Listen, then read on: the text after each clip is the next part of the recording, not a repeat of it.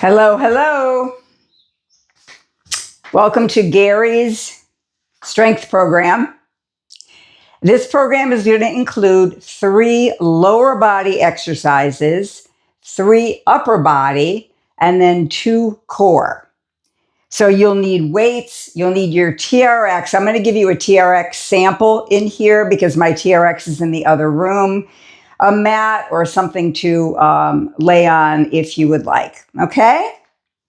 Basically, you want to always be aware of how you're feeling, never moving into sharp pain, and making sure that you're sufficiently warmed up before you come into your strengthening program. So whether it's after you've taken a walk or ridden the bike or come back from the pool, you can certainly come in and do your strengthening. If you have not done anything prior, we're going to start today with a dynamic warm-up so you can see some things that you could do if you haven't had time to warm up prior. Okay?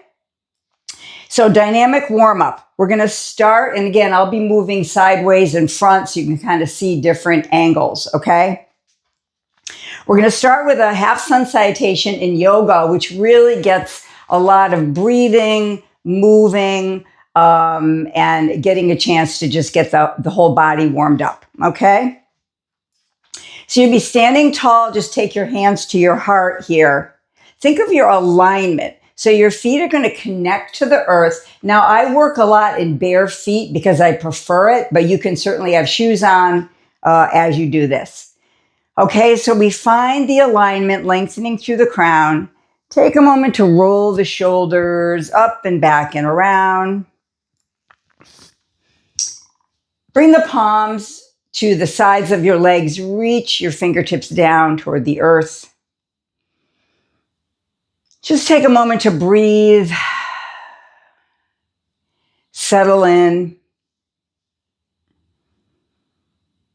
So this is half sun salutation A.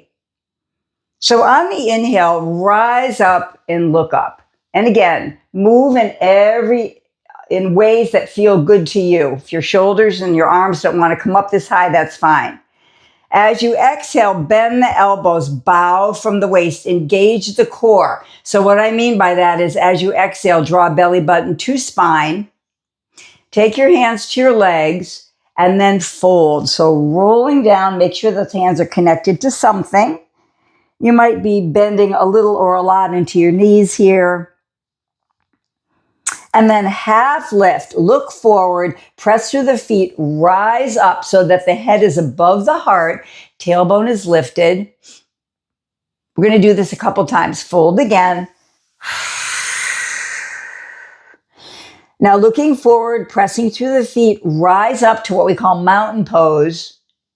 Big sun breath again. And then back bend. Now for the first back bend, I would encourage you to support your hands into your low back.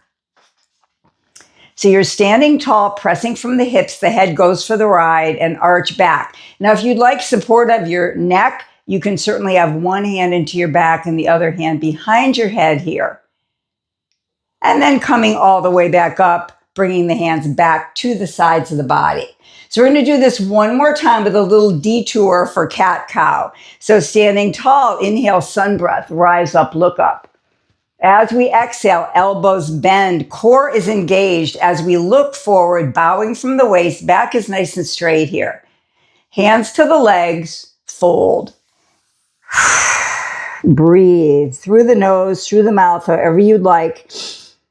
Look forward, coming up to half lift. Now from here, we're going to add cat-cow. So we're going to lift the tailbone, lift the gaze, and then tuck the tailbone around the spine, arch the back. And doing this a couple times. This is not typically part of Sun A, half sun, but I like to add this into warm-ups. The next time you round the spine, we're going to come all the way back up. Take another sun breath here, and then back bend of your choice. Once again, hands into that back of the head or into the low back or anywhere you'd like. You can stand tall and not arch back at all, or you could press from the hips. We don't want the back bend to start with the head, okay? So we want it to come from the core. here.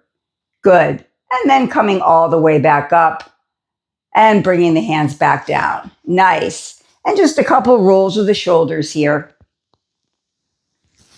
And you'll see that again when we come into the upper body, okay?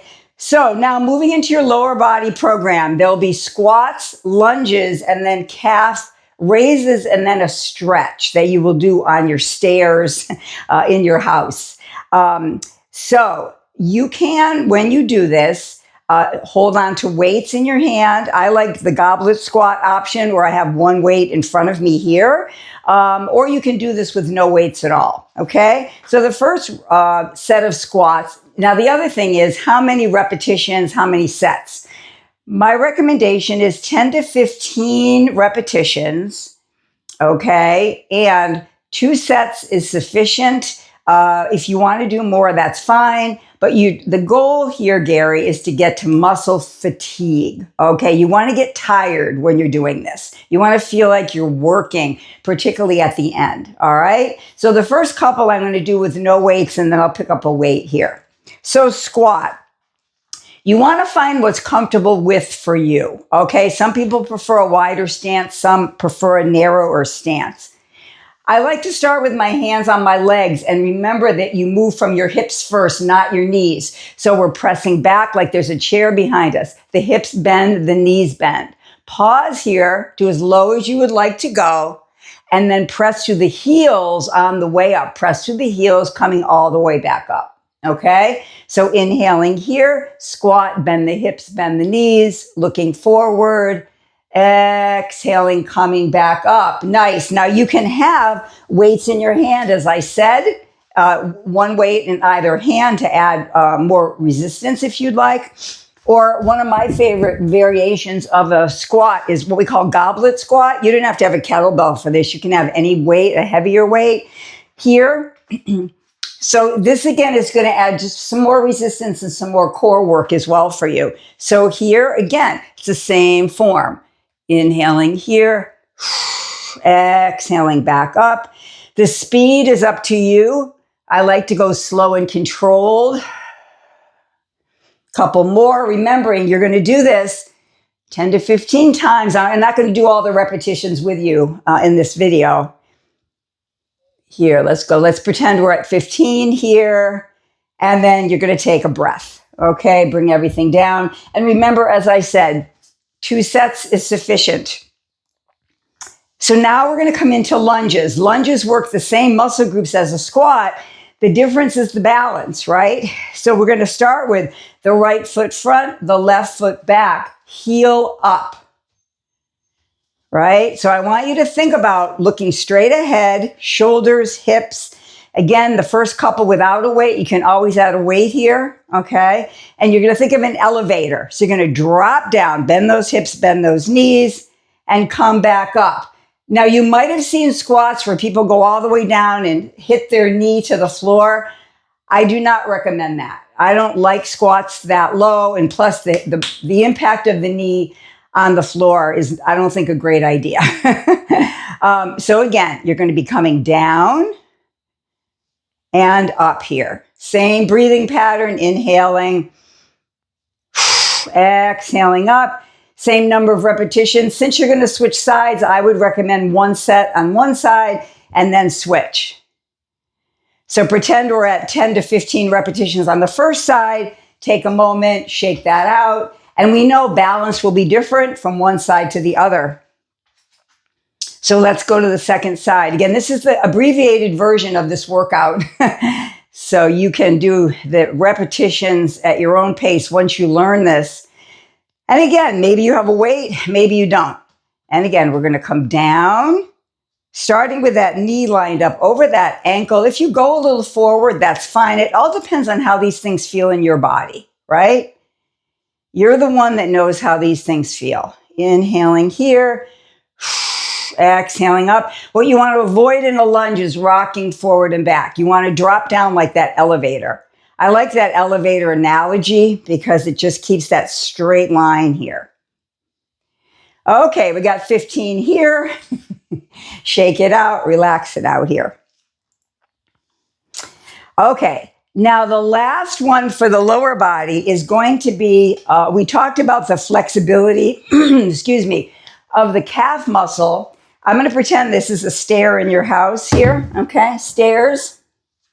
I have my little ballet bar here. And you're going to be having the balls of the feet on the edge of the stair, right? Now, as you lift up, and I know you know this one, as you lift up, that's strengthening the calf muscles. What I want you to focus on is dropping the heels down, slight bend in the knees, feeling that stretch in the calf. Heels are reaching toward the earth. Breathing 3 to 5 times here. 3 to 5 breaths, I should say. And that's going to be about 20 to 30 seconds. You really want to focus on the stretch. As I said, you can certainly combine this with strengthening as you lift up, but focus for you, the focus is going to be on the stretching of the calves, heels reaching toward the earth. And again, that 20 to 30 second hold, breathe. Good. And maybe 8 to 10 repetitions here. And you could certainly do that one leg at a time as well. I'm just showing you both at the same time, okay? But it does seem to work better in terms of the stretch if you can elevate, you're elevated, so on a stair, okay? So we're going to move the stair out of the way here. And we're going to catch up in a couple quick stretches because that's going to be an important part as well. So in the squats and the lunges, you were primarily working quads, hamstrings, glutes, okay? So a hamstring stretch, and you can put your foot on something if you'd like. I like my foot elevated. You could still go back to that stair we just did. Heel down, toes lift, bowing forward. So if the right leg's forward, your hands will be on that left leg. And this is stretching the calf muscle, the hamstring muscles. You're getting kind of a twofer here, multitasking. And again, that 3 to 5 breaths is a great way to think about holding a stretch so you get that benefit, right? You get that benefit of that lengthening. Good. And then you come up, and again, you could do 3 to 4 repetitions if you wanted. Now, for the sake of expediency, we're going to do the same. We're going to do the quad stretch on this side. So you want to bend that knee, reach back. Now, you might get a hold of your pants. You might not. Some people get a hold of their foot here. Or one of my favorite ways to do this is foot on the wall or a stair. And you want your knee pointed down to the floor. And you want to, again, hold this. So you're stretching that quad, okay? Same thing, second side. Again, I know I'm going quickly here, but you're holding that, breathing, right? And then coming into second side with your stretch here, however you do it, right? However you do it. Nice. And the calf stretch we already did because we already had your heels coming down there from the stair. All right, now we're going to move into 3 upper body. So before we do anything, shoulder rolls, up and back and around.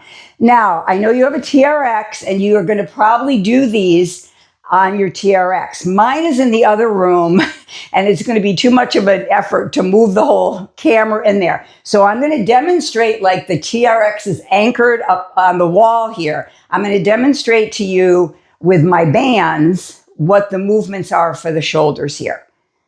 There's going to be a low row, a high horizontal row, and then a lateral raise with lighter weights, okay? So to show you the movements, and then I'll demonstrate it again with my band, your TRX will be anchored. You'll be facing your anchor here, okay? So think about arms here. First one, row, squeeze the shoulder blades together. Reaching, so those elbows are staying close to the body here. Shoulders are drawn down. We don't want a turtleneck here. Keep the shoulders down. Inhaling, exhaling.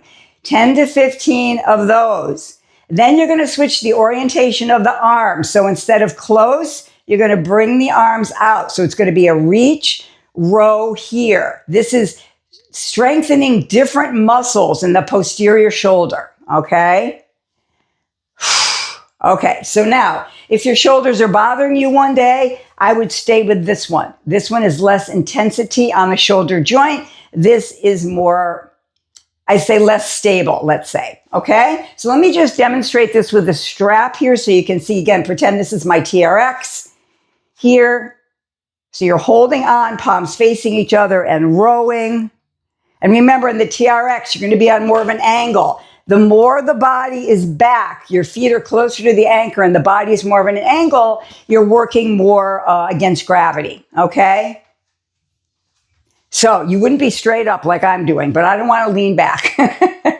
I'll end up outside in the window here. Okay, so you know the rows here. Again, you don't want to be rocking and rolling. You want to be stabilized. Okay, so that's your first low row, then the high horizontal. Elbows are up. Arms are away from the side of that body. Squeeze those shoulder blades together. Beautiful. And maybe 10 repetitions there. Okay. So those are great because as we said, with the swimming that you do, you're in this plane of movement all the time. We're moving you and strengthening you in different planes or orientations of those muscles. And that's going to be really important for you. Okay. Now, the last one is going to be the lateral raise. So this is going to be the lighter weights that we talked about. Starting with the weights to the side body. Roll the shoulders down the back here. And then you're going to lift the elbows lead,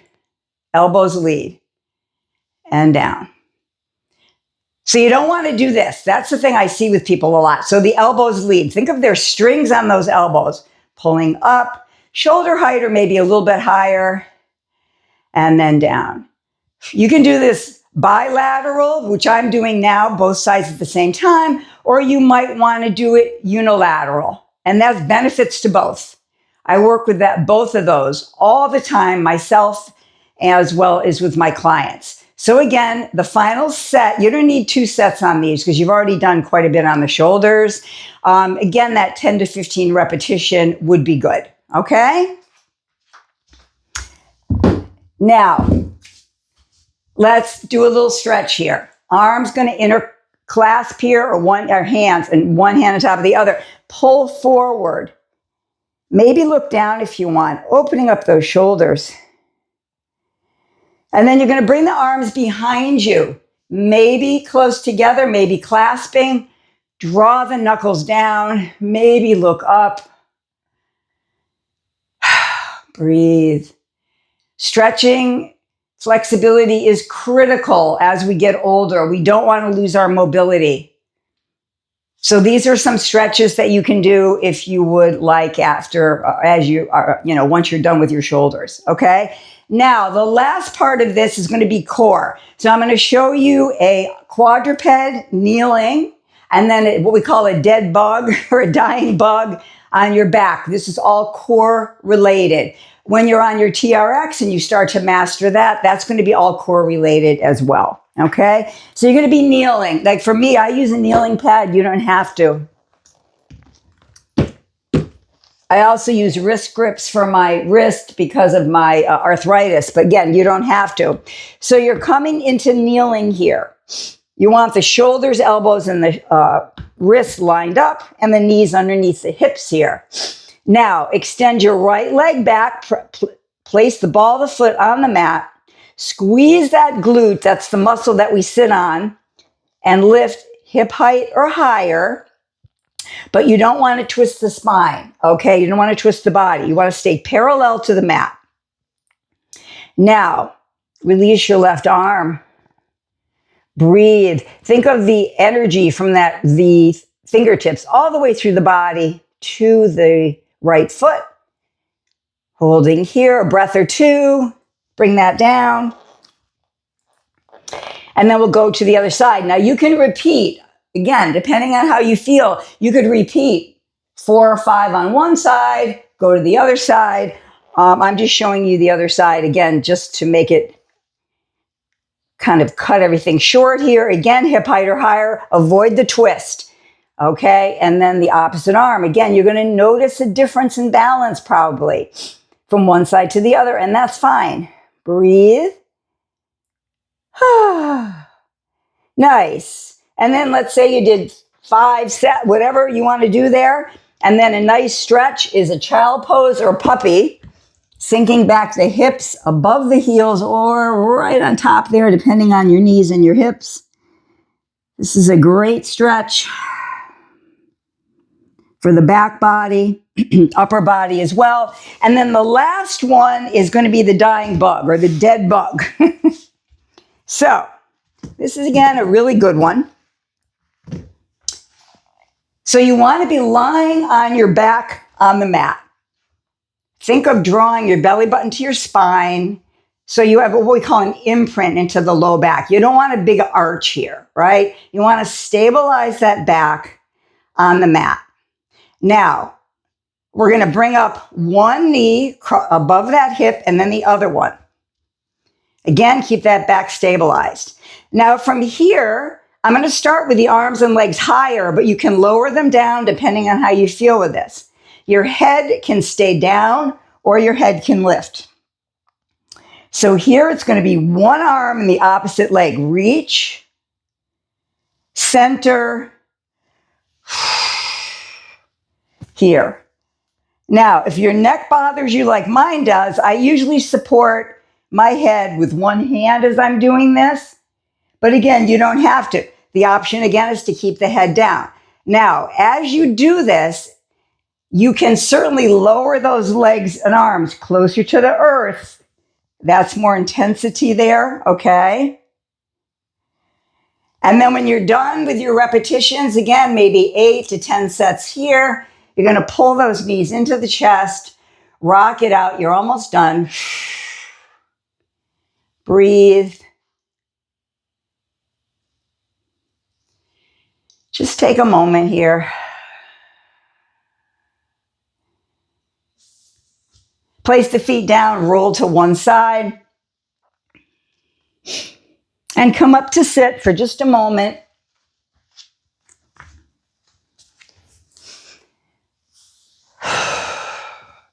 Just take a moment to breathe here, cool down a bit.